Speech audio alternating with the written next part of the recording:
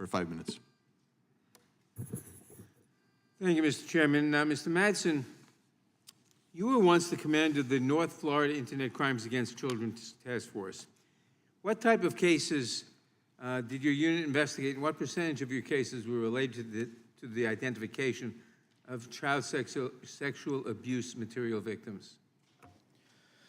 So the type of cases that we dealt with was anything that had child exploitation and the internet related originally. But computer forensics, proactive file sharing investigations, also undercover chat type investigations. People may be familiar with the show To Catch a Predator, similar to that type of setup. We did a lot of those investigations, a couple of human trafficking operations as well. And how many law enforcement officers were under your command, and how many officers were dedicated to the identification of victims depicted in child sexual abuse material? So the task force covered about 220 so investigators that were connected to the task force at some varying levels of FTE or hours per week. There was a distribution between there of prosecutors and examiners and investigators. Specifically for victim identification, victim ID is sort of a subset of regular investigations. You do what you can as you're investigating a crime, certainly if you have to, if there is a physical victim involved in it. But I would say that we had no people at the time solely dedicated to identifying victims within images or movies that weren't related to the active case that we're working. No people solely dedicated? Not solely, no, sir. Okay. Do you believe that your task force had the resources and funding it needed to carry out its mission, particularly in identifying child sexual abuse material victims?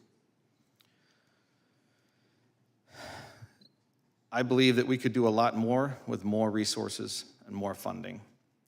We had the funding we had, and we made do with what we had. And in terms of buying equipment for people, we got the best prices we could to be able to afford as much rollout as possible.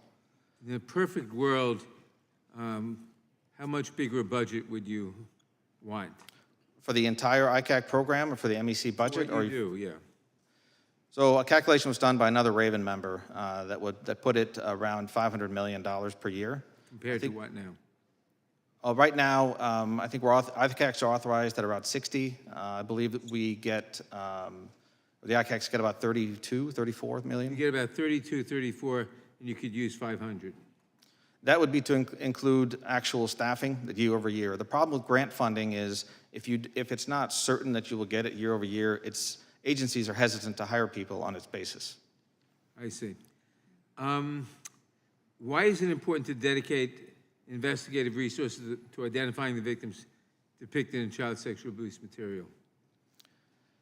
I believe it's the reason we do the job to begin with. And what can Congress do to help law enforcement identify victims depicted in child sexual abuse material more often and more effectively, and beyond giving you a bigger budget? I think the two keys is the ability to conduct more investigations at the front lines. And the second piece is the international and national cooperation. Well, the first piece means a bigger budget. Does it mean anything else? Yes, sir. The collaborative effort, like the technology that underlies the way we communicate with the National Center CVIP program, the speed at which we can deliver information and the richness of that information, metadata, files, that sort of thing.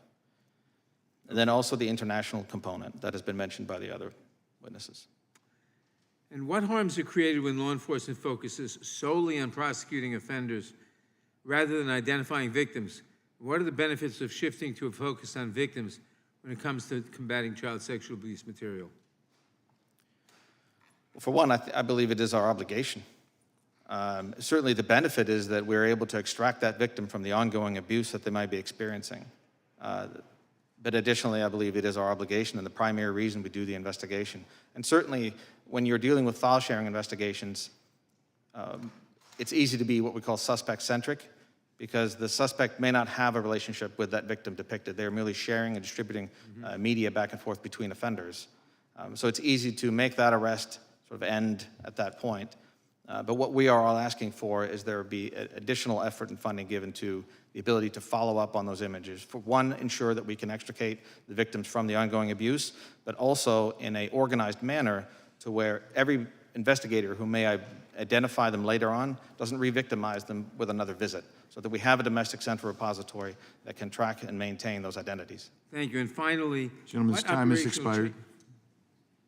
But I'm going to let you ask that last Thank you. question, Mr. What operational changes or resources might be needed to shift from an offender-focused model to a victim-focused model of combating the spread of child sexual abuse material?